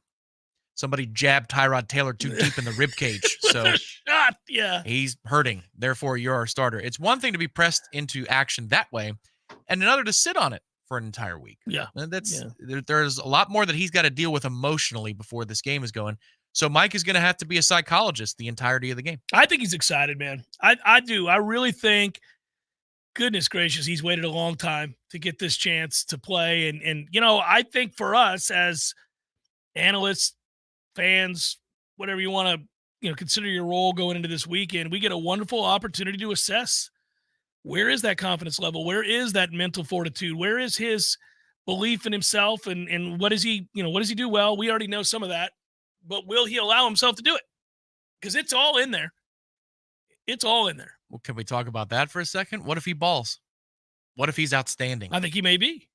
And what do we think about our chances? What would you say about our chances if he does? I didn't like us going into the college football playoff with Jordan. I'm not going to change too much of that. I don't think. I mean, listen, also, it'll be against UF's defense. No, I understand, but that means you are doing what you should do and what top flight quarterbacks have done to that team. I mean, let's just say it's a 3 1/4 game for him. Let's dare to dream for a moment, be positive. If it's 3 1/4, 3 touchdowns, maybe a pick. Yeah. 20 yards rushing. Yeah, I'll feel good about the Louisville game. Yeah. But I'm as I sit here today, I feel like Florida State's going to win these 2 games. If I didn't say that already, I missed it. I buried the lead. I think Florida State is going to win these 2 games. I think they'll beat Florida in Gainesville Saturday night, and I think they'll beat Louisville and Charlotte for the ACC championship. Now, I don't think they're going to win another game after that. But I like them to win these 2 games. I think they have enough, and I think they'll rally around Tate, and I think they'll play well. Now, again, the group I don't trust is the O-line. That's the group I don't trust. Can you overcome both the injuries and the inconsistencies of play up front? Because if you can, then obviously you get excited, and then you talk about certain matchups, that kind of stuff. If he's composed and he's completing passes down the field, though, you put yourself in a position where you can do the thing that we hate right now, but it's what we do, running the football. Bang your head against a wall 20 times. That 21st, you might hit a home run. And that should be enough in the next couple of weeks. I know what you're saying. You're trying to advance it, get better. But if Tate is composed and does complete the passes he should, he sees the field well, and he doesn't make the big mistake, we can do what we have been doing, which is wait for the home run or wait for the 20-yard bust and explosive play, and that still should be enough. But it's a big if. He's got to be even. He's got to be even on Saturday. What do you another thing to wonder about, and we won't know until Saturday night, and it'll be interesting to find out. What would he have to do to get pulled and Brock Glenn get put in that game? Now, Brock has got a lot of tools. That's a talented kid. But what would be the threshold where you would see Mike say, all right, F it, I'm going with Brock? Overwhelming evidence for at least a half of football. It would have to be a lack of composure, throwing the ball. Like, when he does the inexplicable, and we've seen a few of those moments where you're like, what are you looking at? That first throw against Louisville is mind-bogglingly bad. You can't even believe it. But then he comes out with more confidence. They gain confidence because of the play calling. They did a good job of getting him going in the second half, and then he lit it up because then he was confident. He began to play football. He stopped thinking. You saw him run around, make plays, and he allowed his athleticism to take hold, that big arm make plays. He got opportunities, and he really cashed it in. I think the only thing that could happen in this game where he would feel like, okay, well, my best option is a true freshman because he's talented, would be if he saw the lack of composure that leads to inexplicable throws. It would have to be multiple, though. Yeah, maybe a couple. Yeah, 2 or 3. Because because in the Louisville game, you had one. And he's like, all right. But now Brock Glenn was not on this roster when that happened. No, that's a lot to ask. I'm just saying. It's too much to ask, really. The only thing that I could see there being a plus to bringing Brock in that situation would be his legs. Yeah. I mean, Tate can run, but Brock can really run. Like, he can run the RPO. Yeah. I'm not saying it's going to happen. We're kind of talking about different facets of the game and the way things play out, and I'm just kind of throwing it out there. What would have to happen? And I wonder, what is the threshold? What is the breaking point? You're on the precipice of a 12-0 season. If your defense is hanging in there and playing well, and you're surviving some mistakes, at some point you might be like, all right. And coaches will tell you that it's probably a moment in which you think this guy is not giving us the best chance to win the game. Yeah, but it would take a lot to get there because in a way, the big mistake freed Tate up to play in the second half. You could almost look at it that way. Yeah. All right. Well, I don't know what the hell that was, Tate, but you got it out of the way. So let's play football now. Yeah. Like he could have a huge mistake in the first or second drive, and maybe that allows him to clear the mechanism and go play at that point. But I will also say, by the way, that for the record, I don't think that he's going to go out there devoid of confidence. I don't think he's going to have these decisions where you're going, good Lord, sir, there's not a Florida State player on the screen, or, if you're in attendance, that side of the field. I don't think so. That's interesting. I have confidence he's going to play well. And when you put the entirety of his performance out there, post game, and you're reflecting on it, I think it's going to be a good performance. But I do fully expect you expect a throw where you go 2 or 3 where you go. Tate's got that in him. Ooh, we got away with that one. Yeah. Or we didn't get away with it. Yeah, you can't make 10, that throw. We could be up 17. We talk about the downfield stuff with him, though, and everybody on the beat has seen those days where he's been the better thrower. Now, it's not consistent enough, and it wouldn't be to start over Jordan, but he's had those days where you go, man, He does. That's in there. I think it's more often that he has the best throw of the day. Right. Not right. the best day. Not the series of throws. Yeah. The best throw, but it's singular. Yeah. No, I'm with you on that. Jeff Cameron Show, 93.3 Real Talk Radio, Warchant TV. So everybody knows, Eddie, that you are a spectacular cook. Of course they know that. If they go into Bumpa's, the food is always good. I mean, everything on the menu. Mm-hmm. Everything at Gordo's is delicious. I always, of course, get the bungalow chungla, as I call it. The bungalow chung, Jeff. Is that what is the pork? The bungalow chung, Jeff. Okay, the bungalow chungla. It's delicious. All these things, all the items, everything you do, a master cook. But, sir, I would ask you, what is a skill that you possess that you're particularly proud of that nobody would know and that you could share with us here? Growing hair, Jeff. Growing hair. You're an asshole. Gordo's, bringing the flavor and flair of Cuban food to Tallahassee since 1996. T-Spark Enterprises, roofing and construction services. T-Spark Construction.com. We conquer all peaks. We fix those darn leaks. Call 850-766-1340. T-Spark Enterprises, roofing and construction services. T-Spark Construction.com. License number CCC 1331204. Warning. The following Zaxby's ad may contain messaging upsetting to Philadelphians. Zaxby's took the iconic Philly sandwich, the quote-unquote perfect Philly sandwich, and made it perfecter by putting fried chicken on it. That's right, fried chicken on a Philly. And while Philadelphia might find it offensive, you can find it at your local Zaxby's. Finally, the Philly done right. Woo, saucy! Zaxby's. Excellence defines us, so we'll never let orthopedic pain and injury define you. TOC is a physician-led team of fellowship-trained specialists, providing the highest level of orthopedic care in the region.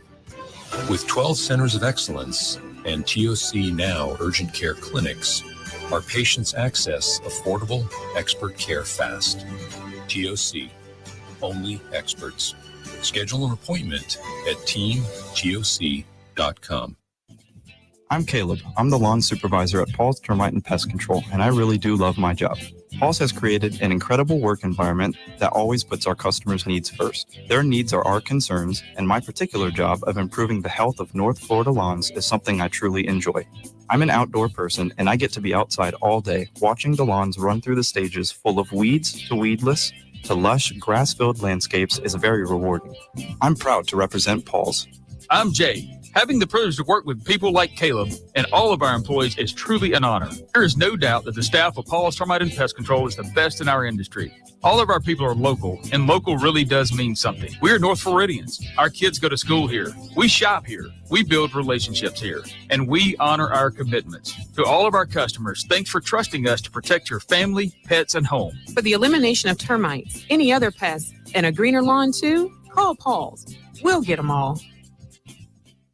We all want more energy, more strength, more results. Well, welcome to Orange Theory Fitness as you take a step towards feeling more alive today. Backed by science, Orange Theory's heart rate monitored workout is scientifically designed to keep heart rates in a target zone, spiking metabolism and increasing energy. Orange Theory Fitness is a one-of-a-kind group personal training workout resulting in more energy, visible toning, and extra calorie burn for up to 36 hours. Experience a more vibrant life today with Orange Theory Fitness. To find out more, go to orangetheoryfitness.com.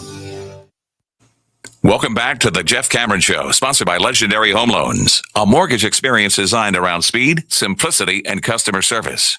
Before you buy your next home, contact our friend Shannon Young with Legendary Home Loans. Visit FSUHomeLoans.com.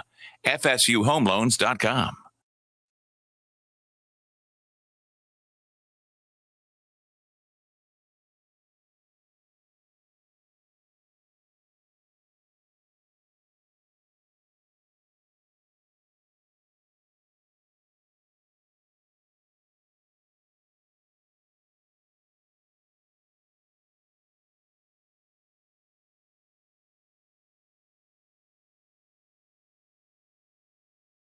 in nicely, which is funny. All right, let's go to what I've missed and haven't done the right thing by. Sean writes, how many teams do you think would be undefeated with Michigan's schedule to this point? I feel quite a few. Yeah, it's been an easy one. This one would be. Yes. Yeah, lots of teams would be. I don't disagree with that. You know what's funny about that before we get to Khalil? Two things can be true. I think Michigan's schedule is obviously one that would have me rank them currently 5th or 6th because of the schedule. I also think they're one of the best 3 teams in football. So it's just like maybe, but I think so. Tua's brother missed a couple of wide open shots. You know, dominant defense wouldn't leave those guys wide open. I know we're looking, but I think they're good. Hopefully they lose, but I don't think they will to Ohio State. They could. Now let's get to Khalil. He writes, I don't think the answers to our offensive line are in the portal. Agreed. Homegrown guys got to get healthy and continue to develop the young guys in the room. The year's transfers don't fit our run scheme, especially 70. Yeah, I think the thing that was, if we whiffed on players in the portal and maybe even our assessment of those players in the portal, I thought Byers was going to be a surefire thing when we saw him that first week of pads. He just had great feet. He could really move, and he's just not been good. Well, I didn't think he was going to be a tackle, personally. We thought he could be guard. They never moved him to guard. They never really even tried to move him to guard. So our assessment of what he would be in terms of impact on the line, got that wrong. I thought he would be a better player than he's been. And it's frustrating because I think that they thought he'd be a much more impactful player than he's been. Would have helped to have a healthy Robert Scott and Bless Harris to be your 2 tackles, and then he could shuffle from there. I don't disagree with that. Speaking of which, C Black, thank you, writes, we need Robert Scott and Bless Harris to get healthy if we make the playoffs. Yes, but I don't see any evidence that Robert Scott's going to be healthy. I mean, by now, you would have seen it, I suppose. This offense will look like Memphis with Brady White. Go back and watch the 2019 Memphis team. That's Mike Norvell's offense. Thank you, C Black. Appreciate that. They could run the ball better, though. They could really run the ball. It's interesting, the thought. Go back to the original part there where you get into the offensive lineman that you get in the portal as opposed to in the high school ranks. There is a level of talent that you bring in from the high school ranks. The elite 5-star offensive linemen aren't usually out there in the portal. They are the guys you bring in, homegrown guys you bring in from the high school ranks and develop. Maybe by year 2, they're ready to go. Maybe even year 1 in some special situations. And so that is an area that I think Florida State has to really improve in. They've got to get more of those guys. When you look around at the top offensive lines in the country, these are monsters that were brought in largely through the high school ranks to their particular programs. And, you go back to the Mims situation where we were trying to get him in. You look at that kid. Had they been able to do so, he's a stud. Now, he's injured for a lot of this year, but he came back in and has been really, really good. Those kinds of guys typically aren't in the portal. You're going to have to get them from high school. And that's the next big step for Florida State, for Alex Atkins and for Mike Norvell. They've got to get more of those kids. Now, I love Otto. I think he's going to be a really good player. I don't think we have enough of those guys right now in the program. Well, again, there's a kibosh on the circumstances around it, but the fact that Casey Roddick went public last week and said that Lucas Simmons had been cleared, which was very nice. Circumstances of what, how, can't say. But that is significant for the future development of this line. Yeah, and I think you've got some answers at tackle, but I don't know about guard and center. So that is the part that has us all very concerned, is that where are the guards and where is the backup center? I mean, poor Maurice Smith has had to play ravaged by injury time and again. And there hasn't, other than when they go to Darius Washington to relieve him some, and Darius has been a good player for us. That is kind of the Swiss Army knife of that offensive line, is Darius getting put in these different positions, and he's played well. They have got to get more of those caliber of players in through the high school ranks. And look, right now they have the 3rd-ranked high school class in the country, and they're trending in the right direction for high school talent. That's got to happen, because that's where a lot of your elite offensive and defensive linemen live. It's very rare to find the answer. You're not going to pick off a 5-star tackle just sitting out there in the portal. Typically, you can find those receivers, and you can find, to some degree, you see it with quarterbacks and running backs and all of that, but not offensive linemen. There he is, Ira Schoffel, Warchant.com, in town, ready to roll, ready to talk Florida State, as we're wont to do on a Monday. Hello, Ira. How's it going, Jeff? It's good, brother. It's good. Obviously, we've had a lot of time to kind of talk, and you've had a chance to write, and we've all kind of given our opinion about the sadness that took place on Saturday night. Where's your head today, though, about how you think Tate Rodemaker is going to play Saturday against Florida in the Swamp? I think he'll play pretty well. I mean, I think that, one thing that, again, if you look at it objectively, I think a lot of us were very emotional after the game and probably for the next day or two. But I think if you look at it objectively, I think Florida State, if you look at this team, the way it's comprised with Tate Rodemaker, a quarterback, against that Florida defense, I like their chances. And on the other side of the ball, I like Florida State's defense's chances against that Florida offense with a new starting quarterback as a redshirt freshman and really hasn't played a lot of college football. So to me, on paper, I like Florida State's chances a whole lot in this game. Obviously, it's the Swamp and there'll be some emotions, but if Florida State handles that part of it well, just comes in focused and not gets sidetracked by any of their emotions or things like that, I like Florida State's chances certainly to win this game, and I could see them winning pretty convincingly. What about the next game? I think that'll be a little bit tougher just because I think Louisville's a more complete team than Florida is. And Florida is so bad on defense. I don't think Louisville is great, but they're solid, and they can be pretty physical, and I think it'll be a good game. But again, Florida has been so bad on the defensive side of the ball, and I think part of the reason they've been good on offense is because of Graham Mertz. Well, he's out of the equation. So, again, to me, those are two different ballgames. I think I'll end up picking Florida State to win the ACC championship game, but I think that'll probably be a tough test. What do you think the emotions will be?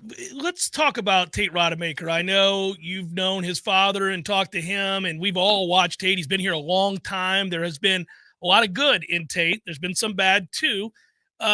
Your thoughts surrounding the way you think he'll handle this? I know you think they're going to move the ball and they're going to win. Part of that has to do with Florida's defense being poor, but specific to Tate, where do you think his head's at going into this game? It's hard to know for sure because, I don't know what we haven't seen him in this situation before. The only game he started was that ridiculous situation 4 years ago where they threw him out there against Jacksonville State. So really, it's hard to know for sure.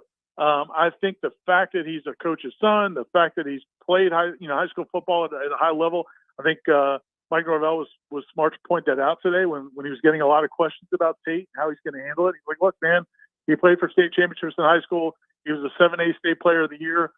He played at one of the best high school football programs in the country. So to assume that he's going to just like wilt doesn't see. And then, what you saw against him when he came in against Louisville. And that situation on Saturday was kind of a tough situation. So I think most evidence points to him doing well. But I can't say 100% because we just haven't seen him do it since, one ridiculous situation 4 years ago. Get a sense from the coaches at all about the relative health of the team as they go into this game? Norvell wasn't too, he was very Mike Norvell. Yeah. He was Norvellian. Yeah. We're talking about the injuries. It's the big ones, I'm looking at like everybody else, I think are Renardo Green at corner, probably Maurice Smith at center, although Darius played pretty well there. I don't think that's a huge drop off if you have to go with Darius. And then, Kalen DeLoach. My guess is just watching those guys on the sideline and all, just kind of how they acted. I would think Kalen DeLoach is most likely to play. He looked like he wanted to play Saturday, and they kept him out. And his injury was the week before, so I think he'll be closer to full speed. Renardo, it's hard to say. Like, did they sit him in the second half just because they had taken the game over, or is he really injured? Adam Fuller didn't sound super confident that he'd be playing this week. Mike Norvell just said, we'll see. So I would probably put him as the second most likely with Maurice Smith. But I expect Kalen DeLoach to be able to play. It's of great concern if Renardo Green doesn't play. He's your best corner. He is, but I would say this. I think Azari Thomas has been excellent. In practices, I think there's times in practice he's been their best corner. I think he's, he'll have a mistake here or there because he's still a young player. but I like him a lot. And again, I think, the other issue I think Florida's going to face in this game is, if they don't run the ball extremely well, they're going to have a tough time pass protecting for their quarterback because he's not the passer that Graham Mertz is. So I don't know if Florida State has to be quite as concerned about the passing game. And I think you might see them tee off with a lot of blitzes, show them some things up front. And Florida's pass protection has not been very good. So, we'll see. If Florida can establish a line of scrimmage and really pound the ball, then that may change things. But if they can't do that, I could see them really getting after that quarterback. Are you or are we right to believe that Florida State will be galvanized, that this will be a rallying cry, that they will play harder than maybe we thought that possible because of how much they loved Jordan and how frustrated and devastated they are, and they now know there is unfinished business, as Jordan himself said, and they will rally the troops here and play an intensely emotional, physical, aggressive game Saturday night? Or do you think the opposite is maybe true? Maybe it takes a little while for them to get their sea legs because they're a little lost emotionally after what just happened.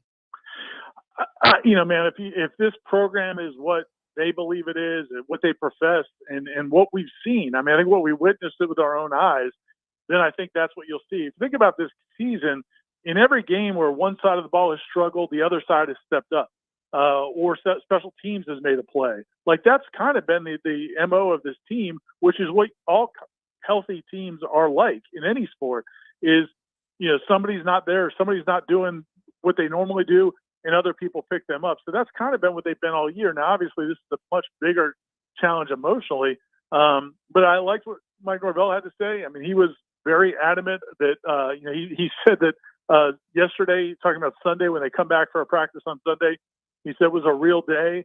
Basically said they got after it. They got in the weight room. They got after it. They went out on the practice field, had a really good practice. So I think all indications are that that's the way it would go. I'd be surprised. Again, this is an older team. It's an experienced team. It's a together team. So I'd be surprised if that doesn't happen. But, yeah, man, you never know until it happens. Brother, I'll see you in a couple of hours. Appreciate it always. Be well. We'll talk soon. Thanks, Jeff. See you, man. Yep. Ira Schoffel, Warchant.com. Yeah, I think they will be too. I think they'll be locked in. I do think that's part of the program that has changed a lot. This is a much more together group. They're kind of battle hardened. You don't win 17 straight games without having gone through some things. And on the heels of what they had gone through with the 3 straight losses before starting the win streak, I do think they're mentally tougher than they were to be able to face this, say, just a year and a half ago. And I think that barring some big mistakes from Tate, they'll be in position to win the game on Saturday night. I do suspect, however, that Florida will have some success on offense. I thought it last year going into the game, even though they had one weapon. And I feel like it a bit here. I think they will move the ball a little bit. I think they're going to run that kid. Oh, I would think, yeah. I'd run the hell out of him if I were them. It's going to be 70-30 run pass. But also, what do they care? You're 5 and 6. If he blows out his knee, blows out his knee. Let's go. They're not going to ever say that. But he's not their future, by the way. So I think they will. He's got nothing to lose. I'd run the hell out of him against Florida State's defense and see what happens. Yeah, get into a 3rd and 3. Got 2 downs to go. Yeah, because he's a big kid. He's a big kid. Well, they've got good backs, so that's also true. Jeff Cameron Show, 93.3 Real Talk Radio and Warchant TV. Your local news now. The last of the 4 Georgia inmates who escaped from a Georgia detention center in October has been captured. 52-year-old Joey Fournier was apprehended near Stockbridge just before noon on Saturday. Fournier is a murder suspect in an ongoing case. Fournier, alongside Cheva Stokes, Mark Anderson, and Jonathan Barnwell, escaped from the county detention center on October 16th. Officials said the men climbed through a damaged window and fence before driving away in a blue Dodge Challenger. Stokes, 29, was arrested in October, while Barnwell, 37, and Anderson, 24, were arrested earlier this month. A crash in Gadsden County left one man dead Friday night. According to Florida Highway Patrol, the 28-year-old man was traveling south on Old Federal Road around 11 p.m. when he failed to make the curve. This caused the car to travel off the road and he was ejected from the car. He died at the scene. This is Rachel Lene with your Real Talk 93.3 Local News Update, brought to you by Macklemore Systems, Tallahassee's go-to Mac store. Check them out online at MacklemoreSystems.com. This is meteorologist Paul Trombley with your Real Talk 93.3 weather update. Daytime highs approaching 77 this afternoon under mainly clear skies. Winds out of the southeast, 5 to 10 miles per hour. Overcast skies tonight, lows level off around 61. 76 tomorrow, chance for scattered thunderstorms. Chance for scattered storms Wednesday with a chance for scattered showers Thursday. Highs in the mid-60s. This report is brought to you by The Lawn Johns. For all your landscaping and lawn care needs, visit thelawnjohns.com. Right now, 78. So everybody knows, Eddie, that you are a spectacular cook. Of course they know that. If they go into Bumpa's, the food is always good. I mean, everything on the menu. Everything at Gordo's is delicious. I always, of course, get the bungalow chungla, as I call it. The bungalow chung, Jeff? Is that what is the pork? The bungalow chung, Jeff. Okay, the bungalow chungla. It's delicious. All these things, all the items, everything you do, a master cook. But, sir, I would ask you, what is a skill that you possess that you're particularly proud of, that nobody would know, and that you could share with us here? Growing hair, Jeff. Growing hair. You're an asshole. Gordo's, bringing the flavor and flair of Cuban food to Tallahassee since 1996. As a truck driver, I've learned how important road safety is. I know that large trucks need more time and room to stop. That's why I always hang back and follow other vehicles at a safe distance. Everyone can help keep our roads safe. So next time you're driving, try to remember to always give trucks extra space when you merge in front of them. Let's all plan to share the road safely. Learn how at sharetheroadsafely.gov. The Jeff Cameron Show, brought to you by Orange Theory Fitness. 2 Tallahassee locations, Midtown on Thomasville Road and Northside in the Village Common Shopping Center. Online at orangetheoryfitness.com.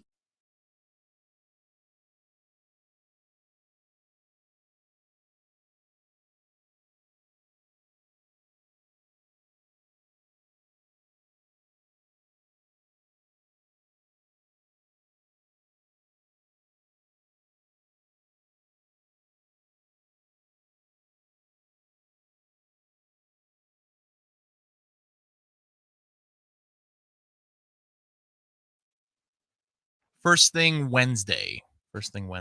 Probably get over to the house. We have 3 events at the house every year, which is always fun. 3 separate events? So the night before is when extended family comes in, so it's a larger gathering at my folks' place. There's a game of trivia where the whole family gets together, and it's cutthroat. It's fun. People want to win. They do. A lot of smart langs in the family. Let's go. The vino is flowing. Yep, as it should be. Some things sometimes get said during trivia. Yeah, it gets a little testy. My favorite is actually the brunch the next day. The brunch is a full spread. It is delicious, delightful. And then, of course, the dinner on Thursday evening. Yeah. Are you an early dinner family or a late dinner family? Late by the standards of Thanksgiving. It's a 6 o'clock, 6:30 dinner. And I know a lot of families that put it out at lunch. There's a spread at lunch that you pick on all day. You know, I have to tell you, Tom, we used to be a late Thanksgiving family. And by virtue of that, it became a late Cameron family when I did it myself. These days, buddy, I like that early meal. Get it done with. Take that nap while you're watching football, and then you're good that evening. That was more Jamie's tradition. So when I go over to Pensacola for Christmas, usually the Christmas dinner was 2 o'clock, 3 o'clock. So you'd munch, get it done. If you want a nice little nap, you get that in. And then there was an event. We'd do something in the evening. We'd either go to like a movie or Floribama or something along those lines. The 3 matchups for the NFL this year: Green Bay, Detroit, Washington, Dallas, San Fran at Seattle is your late game. NBC. Good game last night. Turned out to be fun. Tonight's game should be awesome. Last night's game was red zone problems and a penalty fest, a real penalty fest. It was tough to find some momentum in that game, but Dobbs is fun to watch, even win or lose. I guess this is what it was like for the country to watch Jameis when they didn't have a dog in the fight. Like, he just somehow stays on his feet 3 or 4 times a game when you think he's going to get pummeled, and then he goes and makes a play. Don't think that I didn't text my mother about the Rams' 17-16 victory over Seattle, followed by Denver's 21-20 victory over Minnesota. The Rams came back. I didn't know that. Yes, they did, and they won as I predicted they would. And here's the beauty, that win, combined with the Denver win over Minnesota, is 2 losses for my mother by a grand total of 2 points. That'll hurt your feelings. She woke up to that text. Great games, especially the late ones. What time does she get up these days? Later than me. She's retired. She probably gets up at 8-ish, something like that. Yeah, she got to see that text waiting on her, followed by a. What is so you like hitting the grill, putting some sizzle on the grill for your kids and family? I do a bunch of everything for Thanksgiving. I was going to say, is there a signature thing that is your either side dish or accompaniment? Well, for both Christmas, usually for New Year's and then also for Thanksgiving, we, in addition to the giant ass turkey and all the fixings, we have smoked salmon. So big fillets of smoked salmon. Nice. I'm a huge smoked salmon guy. For us, a ham makes an appearance on the table, and it is maple glazed. That is where it's at. It's the maple glaze, not the honey glaze, but maple syrup. So sports is an integral part of Thanksgiving, always has been for all of us. Anybody listening to this, probably the same is true. You're a sports fan or you wouldn't be listening to this, I don't suppose. Some of the greatest games ever for about the better part of 20 years were me and my brothers and friends from high school and middle school going to war on Thanksgiving.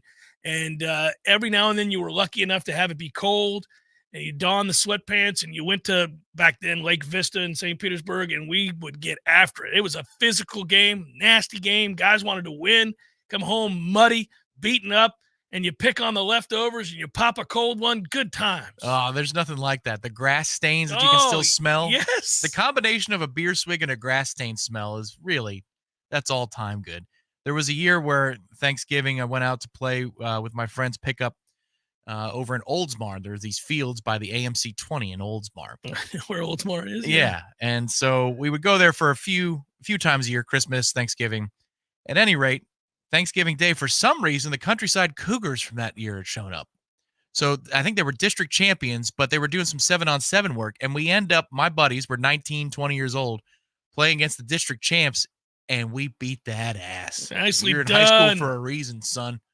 It was outstanding. What a great Thanksgiving. Yeah, that is a good one. That is going to be a good one. And always fun. Any chance you can get to level kids that you don't like. Yeah. Which they're countryside kids. You can't possibly like them. Probably so. Although, to be fair, plenty of kids that went to my high school I didn't like. They were Bel Air kids. But yeah, it was first to 5. I was win by 2, first to 5. We won 6-4. Your boy had a pick and 2 touchdowns. There you go. Making plays out there, Tommy. That's right. In the flats. My hamstrings could not handle a game these days, I think. Maybe 2 years ago we played up in Atlanta at my brother's house and tweaked a calf and a left hammy, but played through it. You didn't tell me that the hammy has been, again, a problem. If you're actually trying to let it go, if you're trying to run and make a play, it was a stranger trying to get behind me. You're not going to let that happen. Stranger, no. I'm not going to let that happen. If my brother or something, I might laugh at it. But this guy's a stranger. I'm like, oh, you're not getting that. No, that's not happening. We're hand fighting all the way down the field. I could feel the tweak. Like, oh, you got to fight through it. Make a play. So the slate that week is, again, not great until you get to Sunday. Because, by the way, would you watch Tampa Bay and Indianapolis that week? Golly.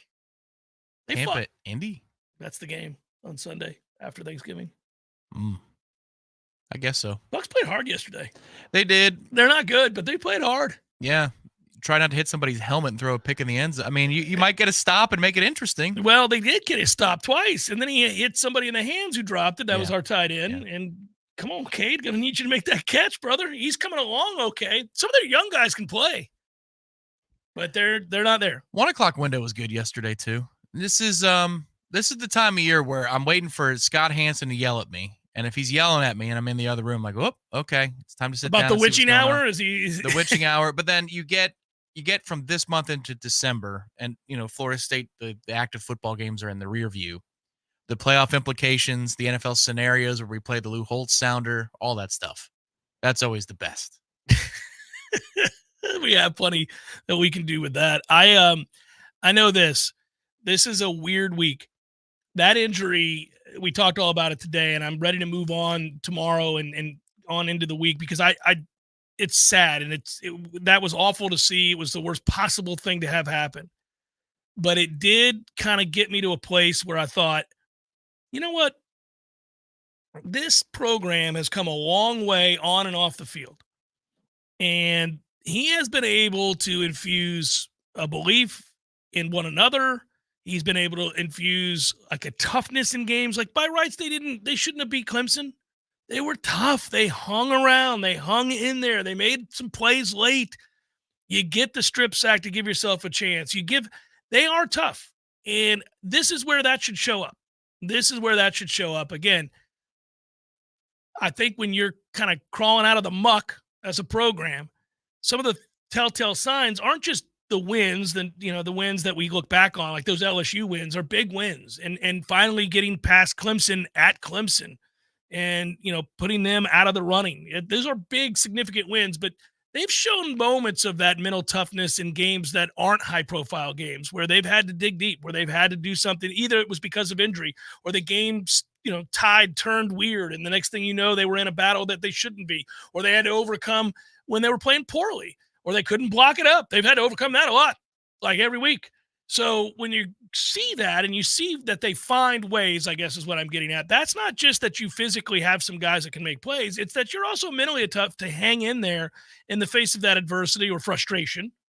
Yeah, I think that's some of the point from the phone call, previous segment with Ira too, that the segment that needs to step up finds a way to. It's complementary going the other way. So when you need a kick return, you get one. When you need a turnover, Kalen DeLoach makes the play of the year. When the offense has to put it in overdrive to put this game on ice, the fourth quarter against Duke happens, and it's overwhelming. It's when you're leaning upon the other side of the football, they can make it happen for you. There are a lot of teams and a lot of eras that it's going to have to be our offense always. Yeah, or it's just this thing or this guy or this, yes. And what we were hoping for in the preseason, in the lead up to the season, was can the defense be good enough to go along for the ride? Man, the defense has been the one that has led the way in a lot of these situations where we needed them to be good. They were very, very good. It started with LSU. There have been some examples since then where when they make the adjustments, there's a clamp down. If they needed to make a play on the road to Clemson, they did. The defense hasn't been the tag along this season. They have been equal partners at worst with the offense. Yeah, and I think the one downside of being in the ACC is that some of the things that we've liked about both the offense and the defense don't always get appreciated because it's against a team like a Syracuse or a Pitt or a Wake Forest that aren't good football teams. Even a Miami that has some personnel that has improved greatly, but they just lost again on Saturday. They got 4 or 5 losses now. So, our wins got diminished. The wins we got against LSU got diminished. Against Clemson got diminished. The number one achievement this season that you can hang your hat on is what you did to Jaden Daniels in week 1. Yeah, that is the number one. That's thing. The only thing that's lasted nobody the else test has of done time. it. No, they haven't. No, we held him to under 5 yards to carry. I mean, that's crazy. And he ran over 10 times. He runs over 10 times in a game. There are some weeks where they don't need him to do that, but if he does run the ball more than 10 times this season, he's going for mega yardage and splash plays. And it straight up didn't happen. And the clamp down in the second half was real. They scored 0 points in the second half with that offense when they had to have it. We turned them over once, 0 points in non-garbage time. That's the one that you can hang your hat on. Gets interesting if they win this game Saturday. Obviously, all attention turns to the FSU Louisville game for the ACC championship. And then all of a sudden, of course, you're talking about winning that game and going to the college football playoff, but also realizing that if you fall in one of these next 2 games, what's your matchup going to be in the New Year's Six? What's that going to look like? Because if Georgia beats Alabama, there's a good chance you're going to the Orange Bowl or the Cotton Bowl, and you're going to the Cotton Bowl to play Alabama.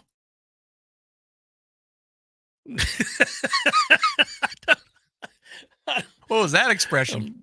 I'd rather not. I don't know. I haven't begun to wrap my mind around where I'd want to go and who I'd want to play. Let's not. Let's go to either Pasadena or New Orleans. We've got 2 places that we're going. Well, if you go to New Orleans, it means you're going as a 4 seed against a 1 seed, and that 1 seed is Georgia, and you're going to get blown out. That's okay. It's okay. You'd be 13-0. You will have won the ACC. You have locked in your prediction if we play Georgia. Well, I have. Weeks ago. I told you about it 5 weeks ago. I was like, that offensive line, man. No, that would get ugly. Especially now that a magician's not back there to make 7 guys miss. You'd be like, oh, good Lord. This ain't good. All right, so it is tomorrow. Seminole Headlines. We're doing that tonight. You guys will get that tomorrow. Tom will fulfill all of the requirements regarding what's coming up. Just go to warchant.com and you'll see the schedule and the tweets. Man, cattywampus. There's a lot of weird stuff going on this week. So. When you said fulfill the requirements, my brain immediately went back to FCC reports and quarterly reports. I was like, fulfill requirements, because that's what they say. Yeah. Oh, God. I forgot to do the quarterlies. I still have those nightmares along with calculus. No, but tomorrow you will get a brand new Seminole Headlines. I'm curious to see what my cohorts have to say here in about an hour when we sit down, because I want to know what their outlook is. I heard Ira's. I don't know what Corey's will be, but it'll be interesting. And then it's not always the case when we have road games at Florida that we do a Friday show. Sometimes we take Thursday, Friday in those situations. I'm glad we're reconvening on Friday just because the week will have a different feel on the other side of the holiday. Yeah, and back live Friday, we'll be eager and excited about that, fresh off of a good day on Thanksgiving, but then also we'll have the knowledge and the ammunition we need to know how practice went and, how they're looking. Final game of the year, regular season game. Perhaps some whispers as to who's available. Who knows? That's a big one. The Renardo Green thing, I'm a little nervous about. He's right, though. Azariah Thomas has played very well. He has. I'm more worried about Maurice because of the snapping issues. You don't want a backup quarterback and then snapping issues with a backup center. Like, can we not? Agreed. Good work out of you. Good work, Matthew. Be well, everybody. Have a good week. Peace.